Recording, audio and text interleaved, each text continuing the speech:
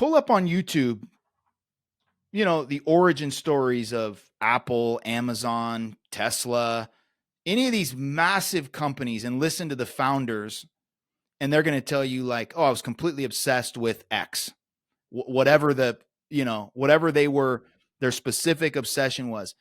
And I grinded and I worked, and it was the only thing I thought about. I was working 20 hours a day, and that's how I built this thing. Now, I'm not telling people like, yeah, if you got a dream or a goal and you're not working 20 hours a day and not sleeping, then you're not going to get there.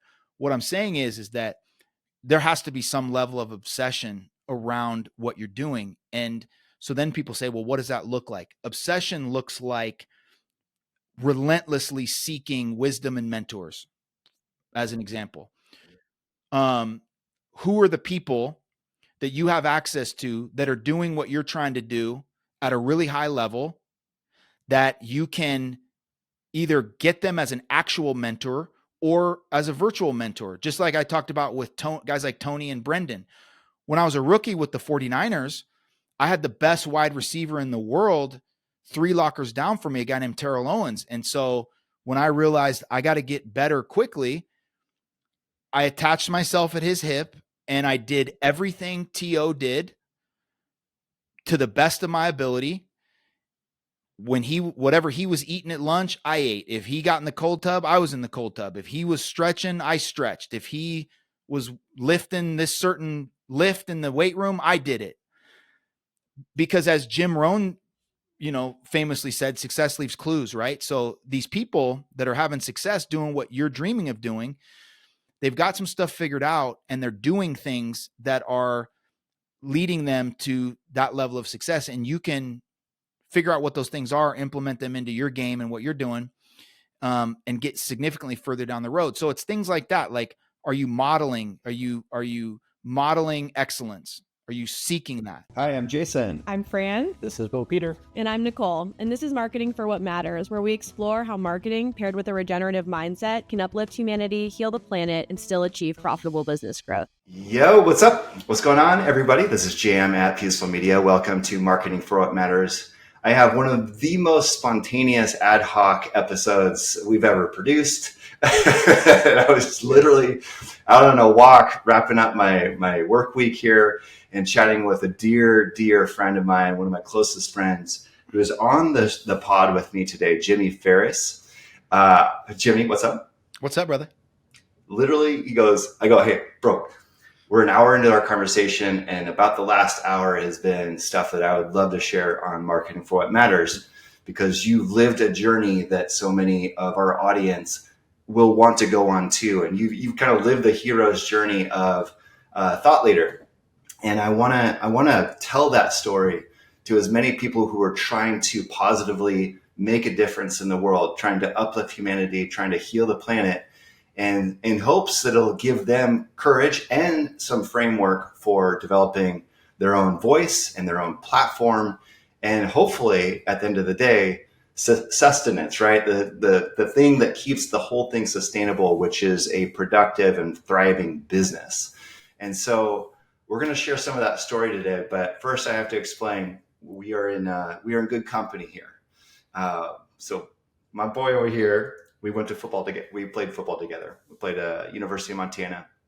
Just a couple little scrawny kids. Well, Jimmy wasn't that scrawny. He was yoked, to be honest. But a couple little scrawny kids running around in the dorms there at University of Montana, trying to figure life out, trying to get out, trying to figure out our way onto the football field. And Jimmy and I we still tell stories to this day. We still laugh till we're crying, just regaling the stories of freshman year at the University of Montana. And what's cool about it is he demonstrated throughout that career and throughout the career that preceded that, the things that make anybody who's building a business thrive. It's the mindset. It's the mindset of all of it, right? The principles from which you live your life and build your business that make it successful. And so I've seen that trajectory. I've seen him go from one career to the next, and just everywhere he goes, he thrives and succeeds. And so my hope is that you'll hear something today that'll inspire you to know it's possible. It's going to take some work, but it's possible. And to sort of remember that, everybody once sat in your shoes, or in some cases sat on the couch looking at YouTubes and wondering, how can I one day build a business that I love, that gets me out of the bed, thrilled to do, because I know I'm making a positive impact in the world. And Jimmy Farris, my man, you're the person to tell that story. Welcome. Man, thank you so much for that. Yeah, Mm-hmm. I wanted to interject so many times along the way there, just Yeah. to back up some of the things you were saying. I think Mm-hmm. those years that we spent over in Aber Hall, or that first year for sure, and then those subsequent years at University of Montana, so many of the conversations that you and I had at the time, now in retrospect, those were such formative growth years. And the conversations that we were having, even though at the time we didn't really know what we were talking about, Yeah.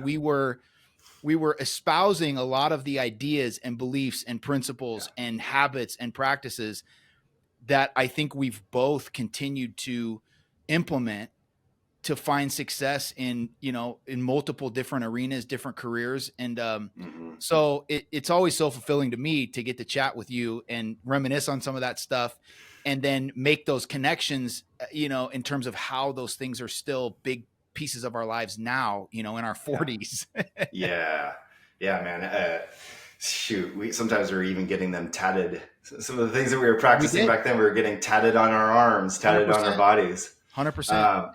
Bro, so the space that I work in, peaceful media, has mostly been made a name of working with thought leaders. And that name, fill in the blank there, that name has changed throughout my career, my 17 years of doing this. But back in the day, it used to be one of two things, right? Speakers and authors, right? And that was basically the way that you would use what you know inside your brain, inside your heart, to go and positively impact society. You get booked to go travel to a stage, you get up there, share your thing. This is pre-internet, of course. Or you would write down your ideas and try to sell them as books, right? And then Brendon Burchard comes on the scene, and a bunch of other people that we've crossed paths with. And they renamed it. Now, then it became experts. You're not just a thought leader in the traditional sense. You're not just an author or a speaker in the traditional sense. You are an expert in your field. And Brendon was a genius at capturing that genie in the bottle and saying, this is how you turn all of what you know into a viable business. And now it's like shifted to influencer and all this stuff. But I keep coming back to, you're a thought leader, and I have a filter here at Peaceful Media that it's thought leaders who are trying to make a positive difference. But as I was shoveling bark dust out in my front yard, thinking about this episode in the 15 minutes prior, I was wondering, Jimmy, what are some of the most prominent thought leaders who have made a difference in your life? And I think that'll set the table for some of our conversation today. Man, great question. So, like so many people probably listening, people in this space, or people that have ever really embarked on a personal development, self-help type journey, the guy that started it all for me is Tony Robbins. I remember sometime back in 07 or 08, my mom randomly sent me this little packet of Tony Robbins CDs. And she said, these got mailed to the house. I assumed they were probably for you. You'd ordered them and they just sent to the wrong address or whatever. So I figured they were yours. So she sent them to me and I was like, I didn't order these. And, but I was like, at that time, this is pre-YouTube being what it is. I think like 06, 07, I started to mess around just watching YouTube videos. And so I wasn't really in that space at all. I was on the tail end of my football career, kind of thinking about what's next. And I popped in these Tony Robbins CDs and started thinking, loving what I was hearing. And it what he was talking about just really gripped my curiosity about what I could potentially do, because a lot of things he was saying were things that I'd thought for a long time.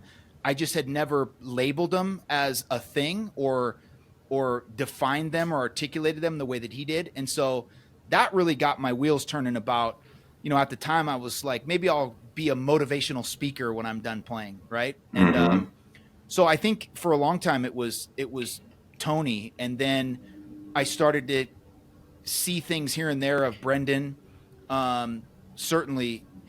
And then in the years since, it's been more like podcast people, like Tom Bilyeu with Impact Theory.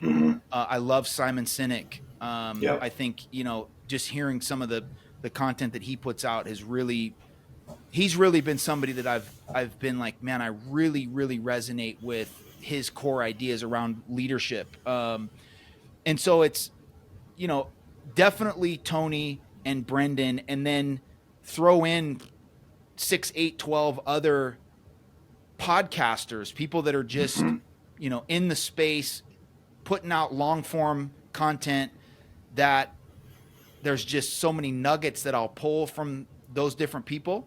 And, so I think that would probably be my crew, so to speak, of people that I really resonate with, that got me really going in the industry. Yeah. So perfect. So our lives have intersected since we met each other in college. And I want to sort of use that timeline, that linear path that we've been on, intersecting here and there and finding so much juice in our reconnection as the sort of soundtrack to this episode. So let's take it back to, we're not going to tell the stories of our professors or some of our dorm mates or anything like that, because we've done that before. But I would like to just comment on something I noticed in you that we were speaking to a little bit earlier today. And that is the conviction you had and the belief you had in yourself that I don't think anybody else had, unless they were a junior or senior returning starter. You had the 5-year veteran swagger and self-belief that usually has to be completely earned on the field. And what I noticed is that it propelled you into places and spaces and a career trajectory that most people don't even get a chance to entertain, let alone live a fulfilled version. So I want to cut to the chase a little bit and just explain to people, you're a Super Bowl champion. You are a wide receiver out of the state of Idaho, playing in 1AA football. Most people don't see it on TV, and playing for this. It was a good school, no doubt about it, but at that level. But certainly no Florida State or Clemson or Georgia or anything like that, right? So here we are, and yet you were able to climb, rapidly climb to All-American, and then ultimately go on to play in the league alongside the likes of Tom Brady and so many other legends of the sport, and earn yourself a Super Bowl ring. Catch touchdown passes, et cetera, et cetera. And so, man, could you explain how someone who like me, who's not raised with growth mindset, who's not raised with Tony Robbins tapes, who frankly was told to be as pragmatic as possible throughout my childhood, what would you say to someone who's got that kernel of desire to go and positively use their gifts to impact the world? What would you say to them to help them drum up that growth mindset and self-belief? This is always an interesting one for me, because it's the most simple, basic thing that we've all heard that is so cliche now that I think a lot of people dismiss it and don't give it the proper weight that it deserves, is the things that we consistently say to ourselves shape our beliefs about what's possible. And so I can go all the way back to being in 5th and 6th grade playing flag football. I can't trace where this idea or mindset came from, but I always, and to this day, still operate with this idea that whatever the best possible outcome for anything is, that's what'll happen for me. I have this ridiculous delusional optimism that everything always works out the best possible way that it could for me. And so anything that I endeavor to do, if I do my part and put in the work, study, do what's required, that the right doors will open and I'll be the guy standing there ready to walk through it. Now, whether that's true or not, who knows, right? But one of the things that Tony Robbins used to say all the time, and I didn't hear him say this until I was in my 30s, but I certainly resonates with me now. He says, you don't experience life or reality, you experience the life or the reality that you focus on. And so because my focus has always been that good things happen to me and things always work out for the best for me, that's the life that I've experienced. And that doesn't mean that I haven't had hardship and up and downs and, cried myself to sleep at times because things didn't work out. I went through a massive identity crisis when I left the NFL. All of these things that we can get into. But I think that core belief that everything always works out the best possible way that it could for me, and repeatedly telling myself that, and a multitude of other things just around positive self-talk. To me, there's no bigger game changer that can take someone from whatever current state they're in, mentally, emotionally, whatever position they're in, financially, professionally, that can propel you to wherever you want to go. You can literally convince your brain that you are experiencing the life that you want and that you choose. And, again, to get kind of deep into some NLP stuff, you pound that stuff into your subconscious, and your subconscious has no choice but to believe it. And once it believes that that's true, then it starts to create actions and behaviors that are congruent with the dream that you're espousing or telling it is true. And then things start to happen and connections start to be made and things start to pop up and doors start to open and people come into your lives and you meet people. And it just, that type of synergy is really what gets you from where you are to where you want to go, to put that simply. Right. So a few anecdotes here to illustrate this point. We're lining up to run 40s. You know what I'm talking about. Oh, yeah. You know what I'm getting at. Yeah. We're lining up to run 40s, and all of us, young freshmen are like, shoot, this is the first time I've ever, for me at least, the first time I've ever even been clocked on a 40. I hope I do well, et cetera, et cetera. There's some cats on the team that got some scholarships, more scholarship than you. Than we did. And yeah, both of us. And you were told, well, the reason why you didn't get the full ride, buddy, is because you haven't shown us the speed on tape. Yep. And you're like, all right.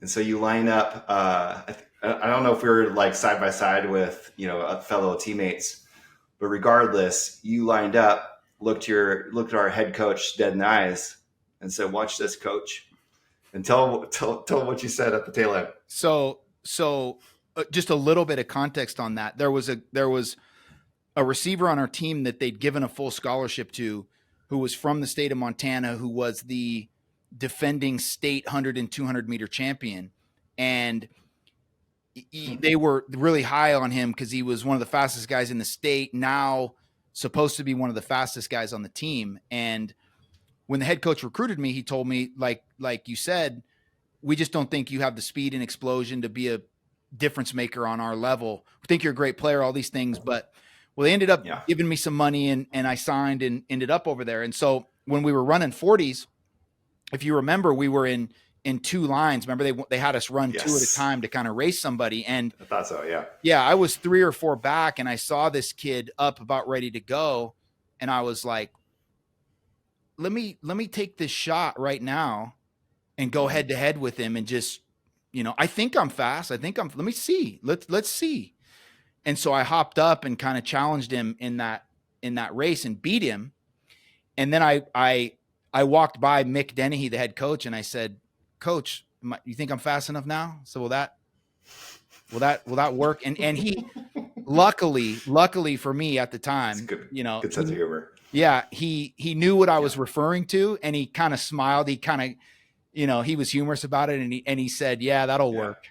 Yeah. And so, So I say that, not to like put you up on some sort of ego pedestal, but just to say that, you know, you most people don't even walk up to that starting line, right? That would be me. Like I would be like, oh shoot, man, these guys are real fast, and you know, I ended up running a really fast time too, but I never had that belief going ahead, propelling me ahead, right? sure. And so like so many people feel like when you don't have that belief that you're going to be in the best place possible as a result of the work you're doing, they don't do the work because that work is fruitless. That it's a waste of time in that sense, right? Like if you just don't believe it's going to ever materialize into anything you ever want, then why do it? Well, here's the crazy. So, let me interject really quick. Because you're making a great point that I think we need to drill down on. Yep. Most people start with the work. They start at action, right? It's like, okay, I want to get a result. I want to start this bit or do whatever. And so then they look up, okay, well, what are the actions that I need to take to make that happen? Fair enough, right? Action is, you got to take action. Yeah. But you can take massive action. But if you don't have belief around your ability, your potential, you can take massive action and still not get the result. And when you take massive action, you don't get the result. What does that do to your belief? Mm-hmm. Now you're chip. Right. Takes a hit because you're like, well, shit, I just took the action, didn't get the result. Maybe this doesn't work. Maybe I don't have it. Maybe I'm not good enough. I worked with this guy a couple years ago who was a multimillionaire from Cutco and Vivint Home Security Systems. Okay. And when he started working with me, he was in a phase where he was like, man, I just don't have the passion, the joy, the love. He said, I'm still knocking on the doors, but I just don't have it. Right. And what he was doing was he was going out and knocking doors and essentially doing some version of knocking on a door and saying, hey, you wouldn't want to buy a home security system, would you? People are like, no. All right, thanks. Right. And then, so you could do that. You could knock on 100 doors, which is a lot. That's massive action. Yeah. And come with that energy, that level of enthusiasm, that level of certainty, that level of belief, and get no result. So the reason I say all that is to kind of back up what you just said, which is it starts with the belief and the certainty that you're doing the right thing, that you are capable, that you can do it. Because when you have that kind of belief, you tap all of your potential. And so then the action that you take is now taken with your full potential, full enthusiasm, full engagement, full passion, full drive. That type of action produces results. Right. And so when you get in that cycle and people are wondering, okay, how do you create that positive momentum? How do you keep it going? Or if you don't have it, how do you kickstart it? It always starts with the belief, not the action. You can take action without belief and you will not get the result. And so I'm imagining it's that belief that it inspired you to pop into the field house when the lights were all off and the doors were locked. And I think correct me if I'm wrong, you asked somebody that worked at the field house, which is basically our internal like workout space at University of Montana. I believe you asked somebody to leave some windows cracked. So what I did was I found this door. This was before they renovated. You probably remember that back door that up some stairs led to the concourse of the stadium right there. Remember? Yeah. And nobody used that door. It was just, it was locked, but nobody ever used it. And so what I did was I used to check on it every day, and I had put I got some tape from the training room and put some tape over the little latch so that it looked like it was closed, but the latch wasn't, how the door, so I could open it essentially. And, Yeah, I used to go in there, sometimes 8:30, 9 o'clock at night, because you remember what we were doing when we were redshirting. It was, meetings and then practice get over Yeah. at 5:36, and then we'd go to dinner, and then we had study hall. And so there was no time to really get any extra work in. And so, in that winter period leading up to us running those 40s, yeah, I was using that door to get that extra work in, kind of in private, in the dark, so to speak, Yeah. when nobody was watching. And again, to the point you made earlier, if I didn't believe Yeah. that I could get faster, I wouldn't have done the work.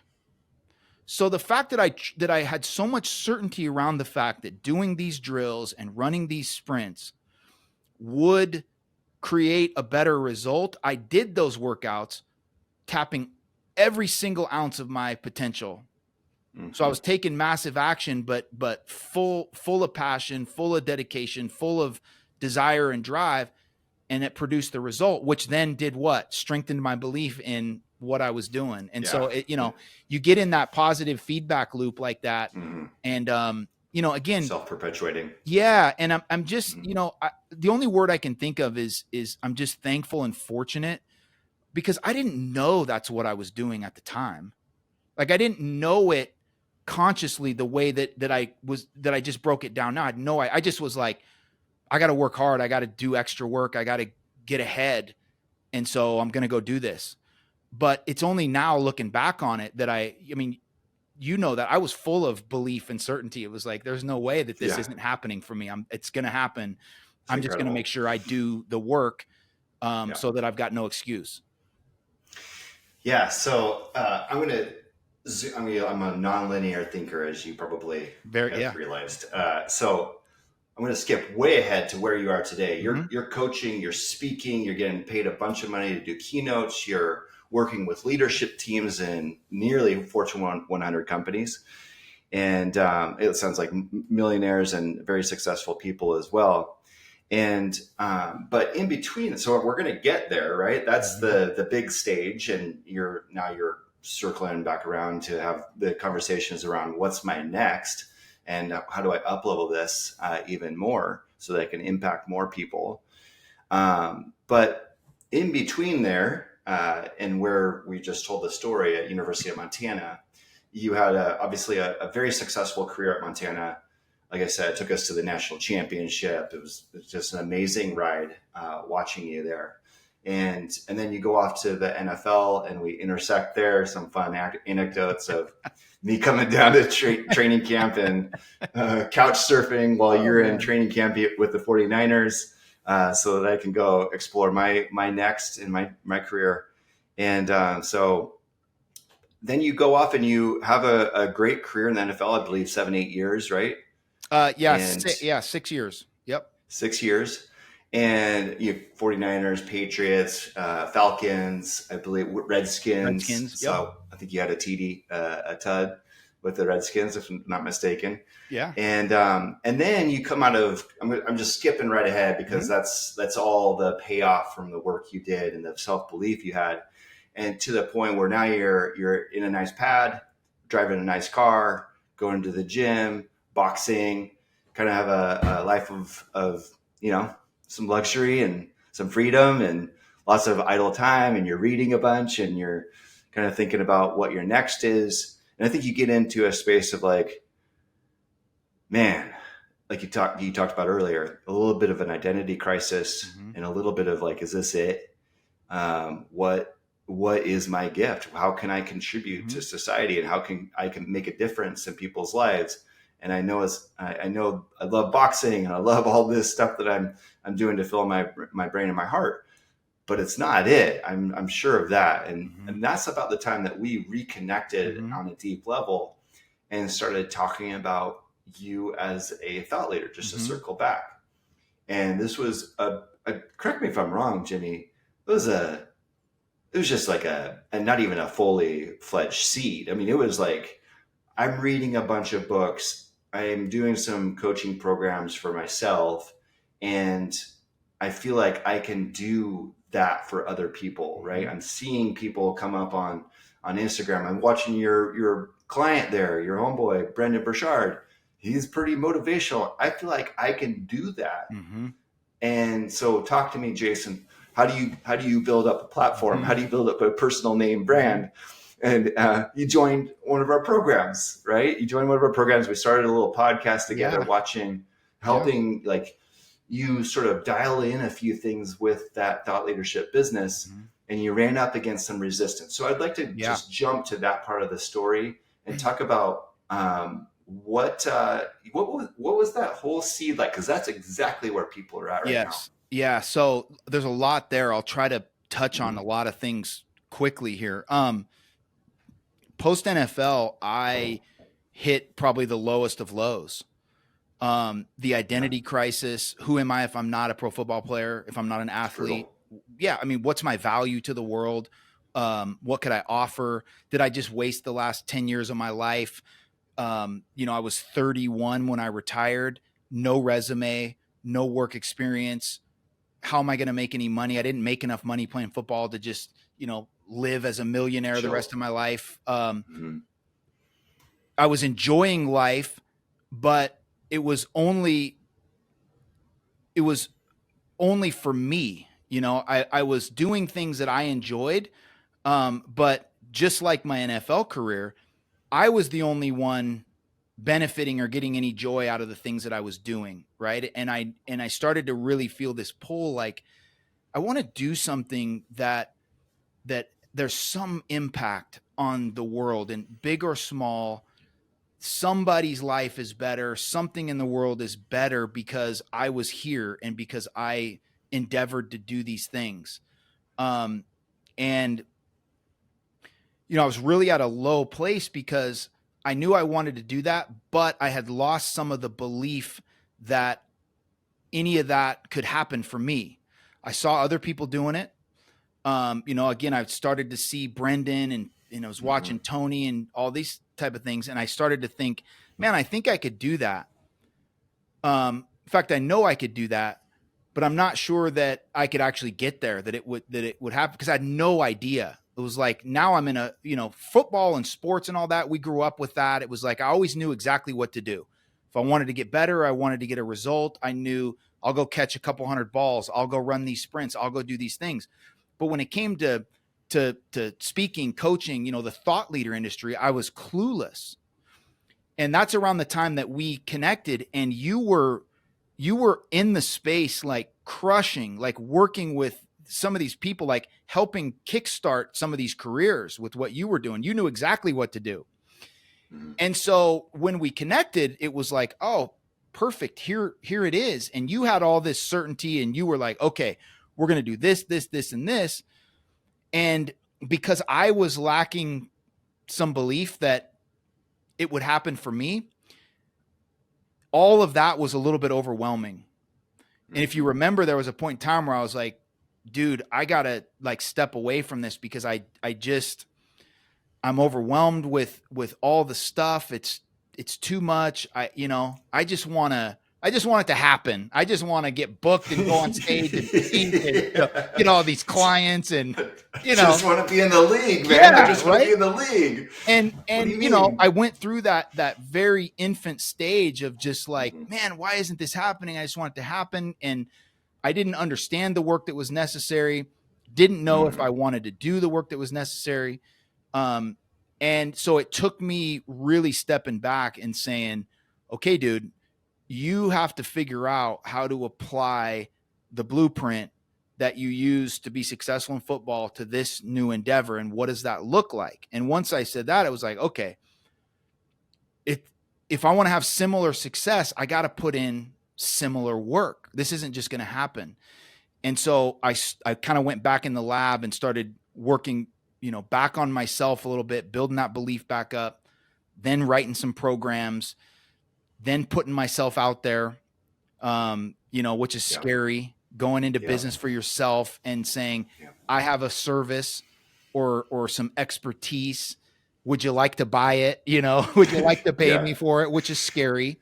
And so I had to break through so many of those limiting beliefs.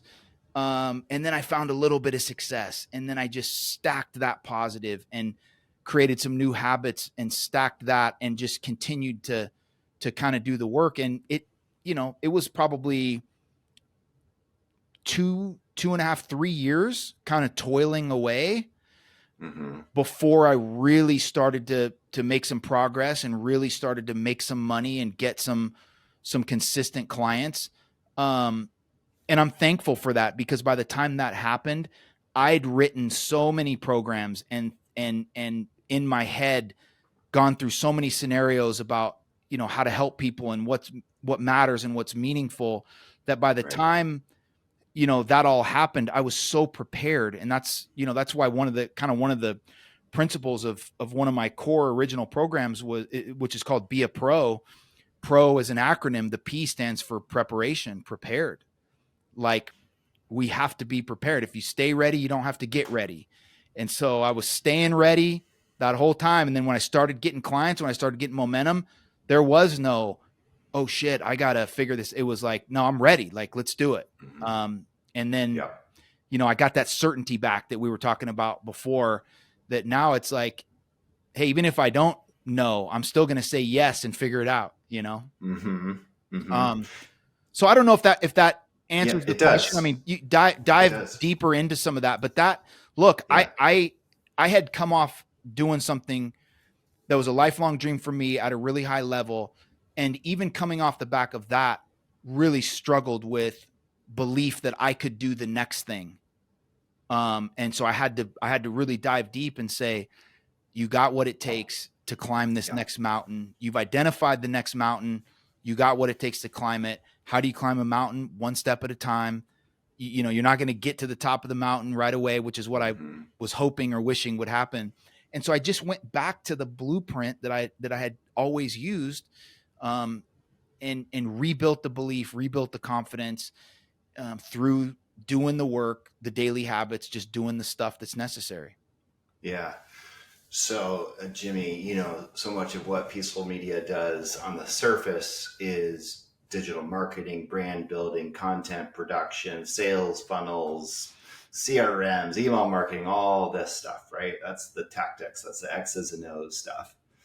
But the really 75% of our job is mindset training and counseling, because to your point, I've worked with thousands of people who are in your shoes.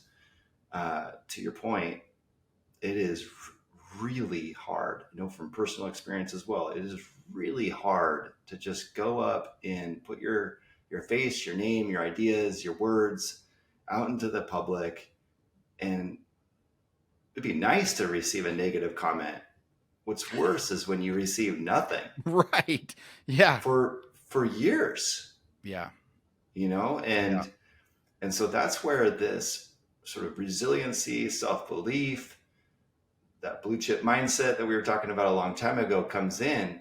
And so I would love to unpack that even further, because I do think that this is the 80 of the 100. This is the 80-20. No question.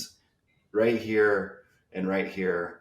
And so could you unpack some of those things that are in your blueprint that you've noticed through all these different cycles of your life of creating success from nothing, quote unquote, that you've gone back to and pulled out and said, let's go, trusty shovel. Let's go, trusty hoe. Yep. Let's go, trusty. That sounded a little weird. Trusty whatevs. Yeah. What are the tools within that blueprint for you? Yep. So the first thing I'll say is, and it's something you mentioned earlier, kind of the evolution from, thought leader to expert and all that, right? Yeah. None of us are experts. We may know a lot and know more than others about certain things. I say to all of my clients in front of audiences, in my leadership development group, hey, maybe I don't know what I'm talking about. These are my thoughts on leadership. These are the things that I've experienced that I think are important points. There's no universal truth around the best leadership practices. I mean, there is to some degree, but and so I say that for people listening that might be in that space where you go through what I went through, which was like, why would anybody listen to me? Like, what makes me an expert? What makes me somebody that somebody else would listen to or take advice from? It's like, you only have to be one chapter ahead.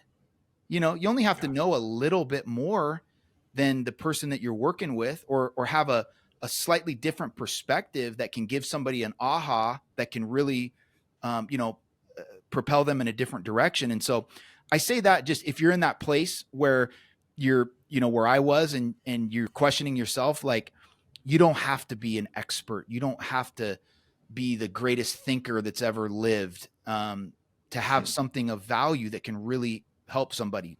That number one.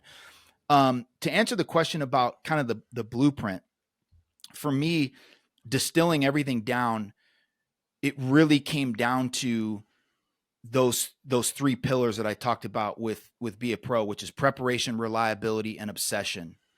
And so just to kind of touch on those quickly, preparation is things like, if you think about the definition of preparation, doing the work beforehand, making ready beforehand. Because once the game starts, you don't have time to get in shape. You got to be in shape before the game, Yeah. You gotta practice and this all comes from our sports background, right? We practiced for weeks and months, and then every week we had a new game plan, and we practiced 3-4 days to prepare for that game. So in the real world, it looks like things like clarity, right? What's clarity of purpose, right? What are you preparing for? Like, what's your niche? What are you actually trying to do and communicate, right?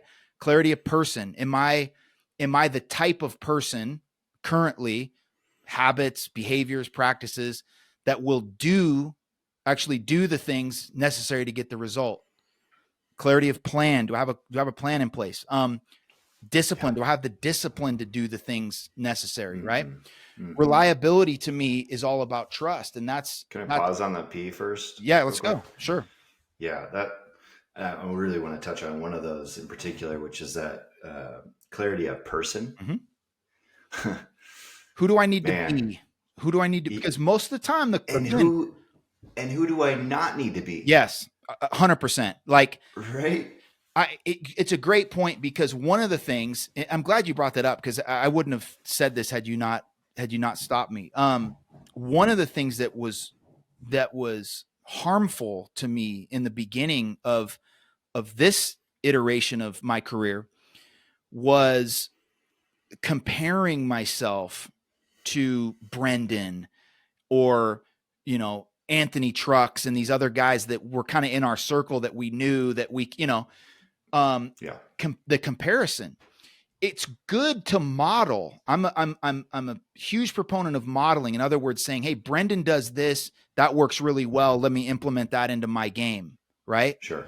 But the comparison just killed me, because I was looking at these guys like, man, I think I could do that at that level, but I'm not having anywhere near the success that they are. I must suck. And so, that really shaped an idea for me, which I just, loosely call the shift from competition to creation, which is to say, I'm not in competition with anybody. My job is to create the best version of me, the best programs that I can create, the best business that I can create, live the best life that I can live, make the most money that I can make, regardless of what anybody else is doing or anybody in my space is doing. And once I really adopted that, then it just opened up for me. It gave me freedom to say, I don't have to be Brendon or make the money Brendon's making or speak in front of the audiences that he's speaking in front of to have an impact and to have some success. Yeah. We're in different parts of our journey. And so I'm just going to focus on creating whatever the best I'm capable of today. I'm going to create that. And in 5 years, I'll have so much more capability that I'll be able to create so much more. And so that idea of saying, number one, who am I? What are my unique gifts, talents? And then more importantly, that question though, who do I need to be? In other words, do I have shortcomings? Am I the type of person that will put in this work? Do I have the discipline, the accountability, the reliability? Because we can cultivate all those things. Yeah. But a lot of times we're not honest about where we're at a given point in our life. And we look at all the things that we need to do. And the realization is that in order to do a lot of those things, we might have to be a slightly different person. And I'm not talking about at the soul level. I'm saying, if you're not a morning person and what you're trying to do requires you to be up at 5 and getting after it, you're going to have to become somebody different. Yeah. You know what I mean? It somewhat, yeah, relative to the soul level, this is all superficial stuff. Yes. Yeah. Everyone's capable. Yes. And so, except for my wife. But I think it's a great question to ask yourself. Like, would you consider yourself somebody like shy, timid, doesn't like being on camera? Well, if you want to be in the speaking, coaching, thought leader space, you're going to have to become and be somebody that's comfortable being on camera. Right. And so those are things to evaluate. And to me, that all falls under the preparation aspect. You don't have time to get ready. You can't book a gig and then say, okay, now I need to figure out how to get confident speaking in front of people. It's like, we got to do 100%. That. We do that beforehand. And do those, use like the small stakes opportunities to demonstrate your skills as the opportunity for self-assessment as you grow. Like, I'll give you a quick story with this podcast. When we started it back in May 2024, man, I was not in a place where I felt like I wanted to be on camera voicing, and it was like a really awkward feeling for me. And I remember after the first one, I was like so happy that the guests were so kind and forgiving. I was butchering names of things that they're involved with. I mean, it was a total shit show, and they're just lovely people, and let it ride. And I remember just going, God damn it. I really should have the other hosts be the hosts of this show. Like, this is just not my thing. But I said, I already booked the next one, so I guess I'm doing it. And what I noticed in that second episode I hosted is like, that was like 10% easier and 10% more fun. And I was probably 10% better if I'm judging myself objectively. And the same thing happened on the third episode and the fourth episode. And so going back to your point, like, just give yourself incremental growth curve here. Yes. You're not going to be whoever your idol or legend is tomorrow. And I think you did the same thing with your speaking career, right? Like, you 100%. Found the Rotary Club, you found 100%. local organizations that were begging for speakers. And I think you got paid like $5 to go do it. Literally. If that.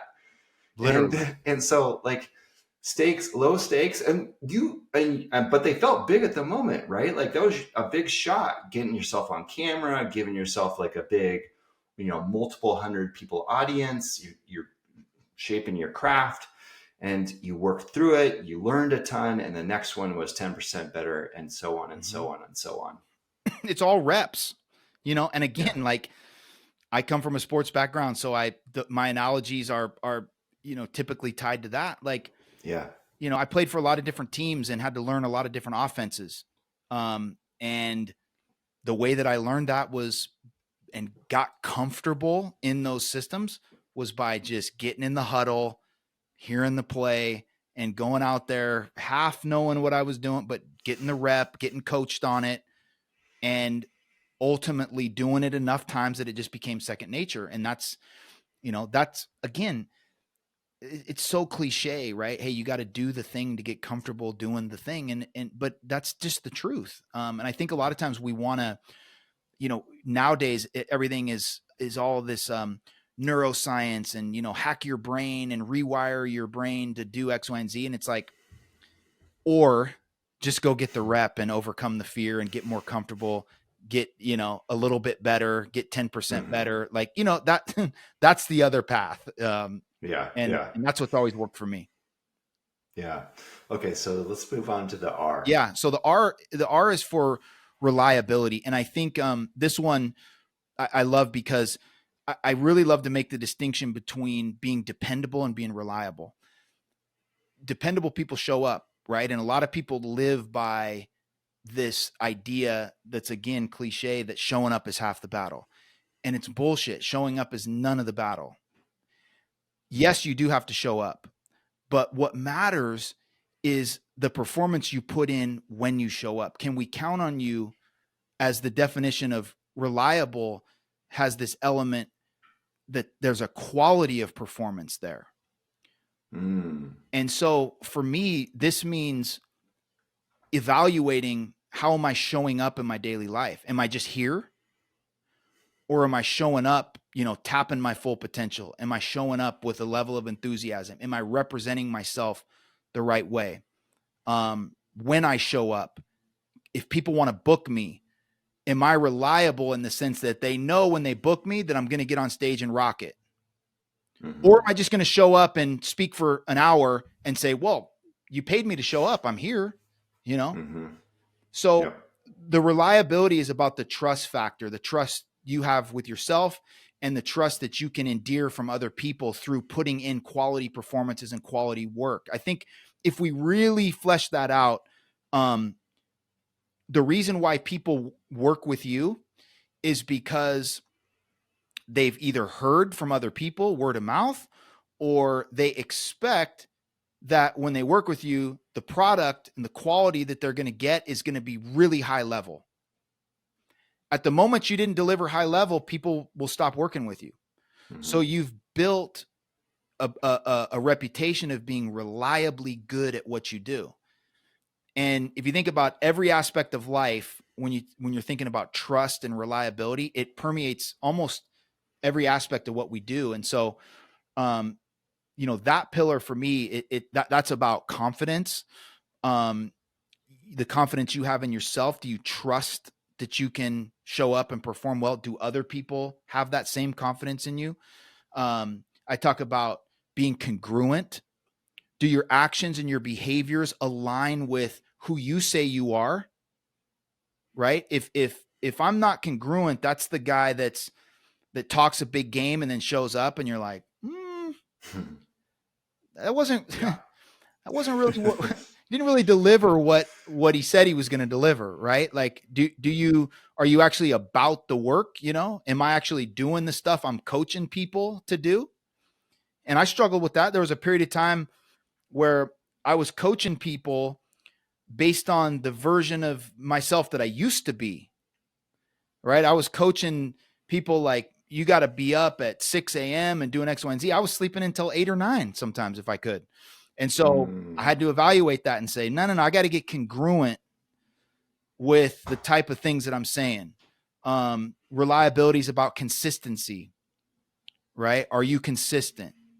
How do you become great? You become great by consistently doing ordinary, boring, mundane things at an extraordinarily high level consistently over time. And when you do things consistently well, or you show up consistently well, people will say, hey, Jam's reliable because he's consistent. So, again, there's obviously a lot more context and a deeper dive into all these things, but these are just kind of the bullet points. Reliability, it's not enough just to show up, and you shouldn't accept that in any facet of your life, in your marriage, with your kids, with your friends, at work, with your colleagues. Just saying, well, I'm here, it should never be acceptable. And it's not half the battle. It's none of the battle. Yeah.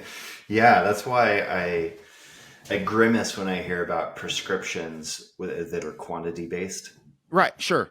When it comes to our work, let's say you want to build up a YouTube channel and somebody tells you, okay, yep, the prescription here is you got to feed that algorithm once per week, right? And so you got to teach that algorithm every week. You're going to be producing a piece of content, and people just think, yeah, okay, well, I got to produce a piece of content, good or bad, it's going up.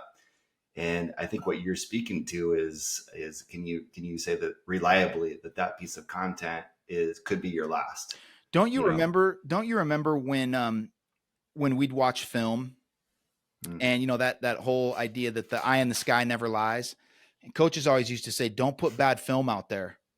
So don't be the guy that when we go in and watch film on Sunday or Monday, that you're loafing on a play, you're not running to the ball, we're running away from you and you're over here half-assing it. Right. Don't Somebody put fumbles and you're right. dragging behind the play by Yep. 20 yards because you just didn't hustle. Yep. Don't put bad film out there. Quality. Yeah. If you're going to get a rep, do it to the highest degree that you can. It's not enough just to say, well, hey, I was out there, it's just such a big point for me. I mean, not, and especially from a performance training standpoint, when I, back in the day when I was coaching like realtors and loan officers and things like that, I was like, kind of back to the thing we were talking about with taking massive action. You can make your 50 or 100 calls. But if you're just doing it to be able to check it off the list, hey, I'm Jess, I'm a loan officer. Do you need a loan? No. Okay, thanks. Like, you made the call, but it wasn't worth anything because you didn't put in a quality call. It wasn't a quality performance. And so to me, reliability is a huge, huge piece at any phase of life, at any phase or stage of building a business, building a career, building a brand, which is something you know a lot about. As soon as a brand gets a bad reputation for not being reliable, it's over. Yeah. So since I know we're segueing to obsession and you just mentioned brand, I'm going to do an unprovoked sponsor call out. This is me believing this into reality, Jimmy. I love it. Okay. This year or last year, 2024, I switched my one drink per night habit for N.A.s. Okay. So I'm going to put this company on the spotlight right here, whatever this is. I don't even know how to say it. Clausthaler. They make a delicious N.A. beer. And it's a nice, crispy, refreshing end of night way to just lose poundage, get better sleep, feel better, less brain fog, more alive in the mornings. And so there you go, Clausthaler. I love it. There's your free plug that I'm obsessed with. Sponsor us. Sponsor us. So tell us about obsession. So obsession's a funny one because it's really gotten painted with a derogatory brush. I feel like for a long time, we use it to say, grind. Well, yes, that, and if you think about when people will say, oh, so-and-so, they were obsessed with that. It was stupid. People used to tell me that when I was in high school, man, you're obsessed with this football stuff. Like, come on, just come hang out. Like, stop being so obsessed about it. Pull up on YouTube, the origin stories of Apple, Amazon, Tesla, any of these massive companies, and listen to the founders. And they're going to tell you like, oh, I was completely obsessed with X, whatever whatever they were, their specific obsession was. And I grinded and I worked and it was the only thing I thought about. I was working 20 hours a day and that's how I built this thing. Now, I'm not telling people like, yeah, if you got a dream or a goal and you're not working 20 hours a day and not sleeping, then you're not going to get there. What I'm saying is that there has to be some level of obsession around what you're doing. And so then people say, well, what does that look like? Obsession looks like relentlessly seeking wisdom and mentors, as an example. Who are the people that you have access to that are doing what you're trying to do at a really high level that you can either get them as an actual mentor or as a virtual mentor, just like I talked about with guys like Tony and Brendon. When I was a rookie with the 49ers, I had the best wide receiver in the world 3 lockers down from me, a guy named Terrell Owens. And so when I realized I got to get better quickly, I attached myself at his hip and I did everything T.O. did to the best of my ability. When whatever he was eating at lunch, I ate. If he got in the cold tub, I was in the cold tub. If he was stretching, I stretched. If he was lifting this certain lift in the weight room, I did it.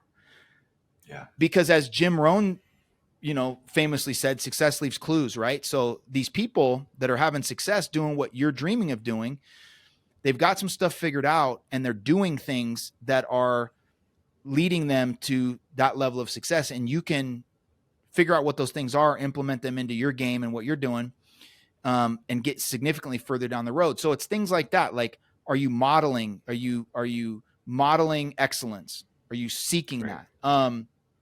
Here's one of my favorite ones: singular focus. What I mean by this is, if you look at, again, those founders that I talked about before, what was Steve Jobs' side hustle, right? When he was building Apple, what was Bezos's multiple streams of income when he was building Amazon? None. Mm-hmm. Yeah. Singular focus. And it parallels with the other idea of obsession is no plan B, right? No fallback plan. Burn the bridges. You got, Jay, you look, Yeah. it's hard. I get it. Not everybody's in a position to do it, but there was no fallback plan when we were in college. Yeah, we got our degrees and stuff because we had to. There was no fallback plan. It was like, I'm going to the league. And if that fails, then so be it, and I'll figure something out. But I'm diverting no mental energy to anything else. And that explains why I wrote 90% of the papers we would work on together. Maybe, but maybe 60% of them. But you understand that because you had that part in your journey where, you were doing multiple things. It was like, hey, I'm gonna do a little of this, see if that'll pop off. A little of this, see if that'll pop off. Then you really, kind of focused in on when you guys did the project. You did the tour and you did the project, wrote the book, did the whole thing. Like, you got focused, and it was like, hey, I'm doing this. It's such a huge thing to me, especially for young people now, because they get on YouTube and they hear on these podcasts, these guys say all millionaires have multiple streams of income. And so you got to diversify and you got to be. And so I meet these kids in their early 20s they're real estate agents and they're doing that. And then they got a power washing business over here. And then they're also doing some Bitcoin investing over here. And they're doing, and they got 5 hustles going on and they're making like 80 grand. And I'm thinking, what if you focused all your energy on one of these things and really popped it off? Yeah. Mm-hmm. With singular focus and no fallback plan. If you look at Kobe, Jordan, LeBron, Tom Brady was a quarterback. He's a football player, and that's it. Kobe was a basketball player. There was no side hustle. There was no fallback plan. There was no, let me build this over here in case this doesn't work. It's like, no, this is working until it doesn't. And when it doesn't, then there'll be a new plan A. But there's no plan B. And somebody with that mentality, I'll look at them and say, oh yeah, you tapped into that obsession that's necessary. If that's the mindset, like, we can rock with that. That's somebody who's obsessed to me. That's like, this works until it doesn't. And only until it completely crashes and burns do I move on to a new plan A, no plan B. Mm-hmm. Mm-hmm. And again, not everybody's in the position to just go all in and say that. But if you're one of those people that's in that position where, I was 8-9 years ago, it wasn't until I decided, nope, I'm doing this. There's no fallback plan. I'm not going to try to keep any other little income stream or side hustle going. I got to go all in. It wasn't until I did that it popped off. And I should have known better. Because I just come from a career where I employed that mindset. And that was the only way I had success in football, was remembering that I'm a football player and keep the main thing, right? And I should have known better, but I got caught up in, well, let me try to do multiple things and just see which one pops off. It's like, no, until I went, no, I am a speaker, I am a coach, and this is what I'm doing. Right. It didn't pop for me. So I have a slightly different take on that, but I think that's probably good fodder for another conversation we can have, Jimmy. So I think of I'll just briefly touch on it, and then we can unpack it later.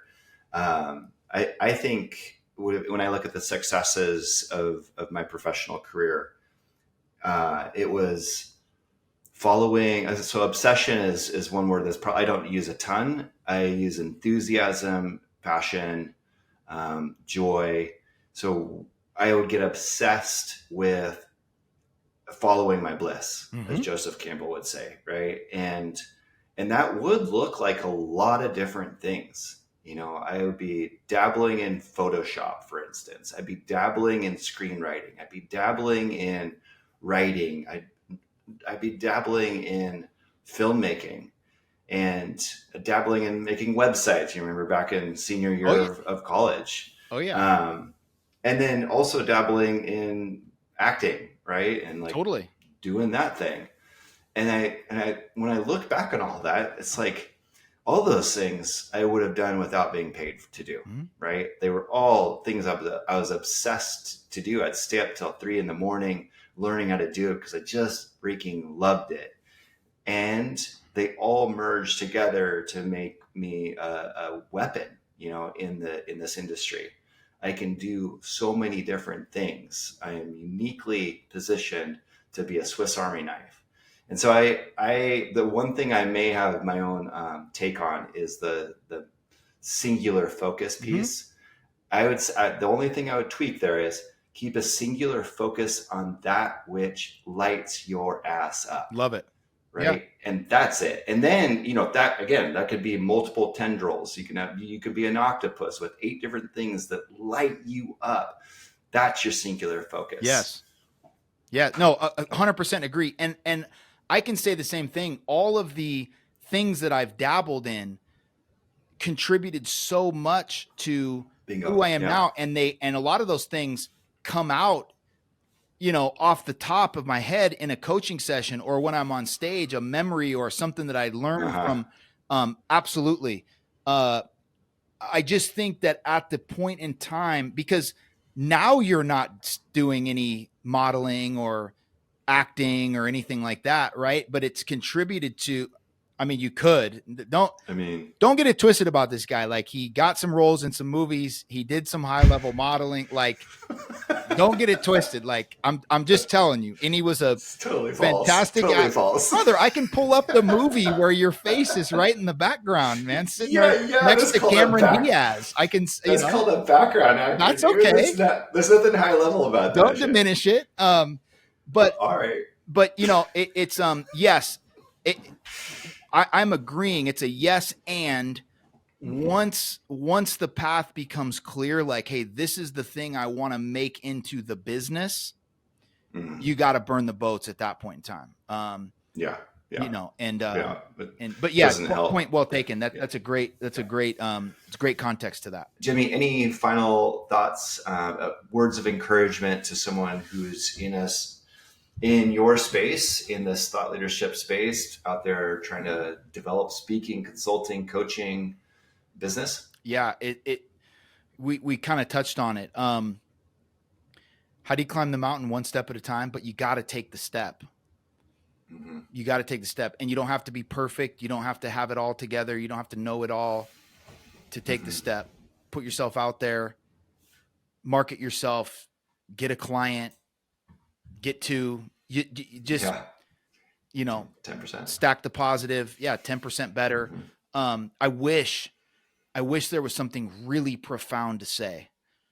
There just isn't. It's just doing the simple, basic, ordinary, mundane things at an extraordinarily high level, consistently over time, more and better than other people are willing to do it. And that's it. And, you know, you don't have to be perfect to get started, because you'll never be perfect. I struggled with that.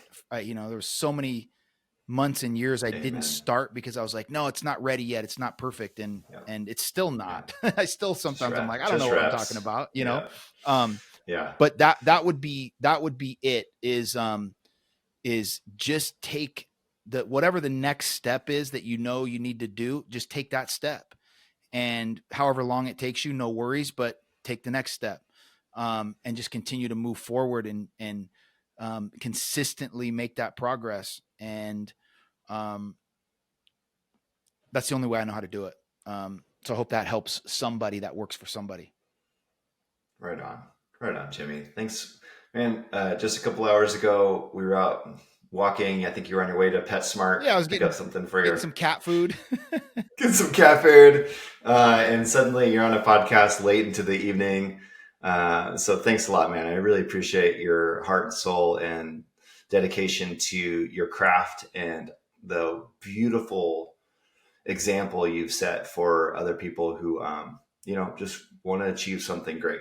So Likewise. Thanks, man, for joining. And we'll see you soon in the Double Click segment. Looking forward to it, man. I appreciate you so much. Thanks for having me. All right, brother. All right, man. Until we see you next time, remember to love more, play more, and do more good. I'm Jam at Peaceful Media. You've joined the Marketing for What Matters podcast. Make sure to subscribe, leave a comment, do the liking thing. I don't know. Follow us on Spotify, iTunes, YouTube, whatever you like to do. And we'll see you soon. Peace. Thank you for tuning in to our podcast, Marketing for What Matters. You can find us on Apple, Spotify, Google, or Pandora. Love the show? Leave us a review and follow us on social media at Peaceful Media to stay up to date about new episodes. And as always, thank you to this earth for giving us all we've ever needed. See you next time.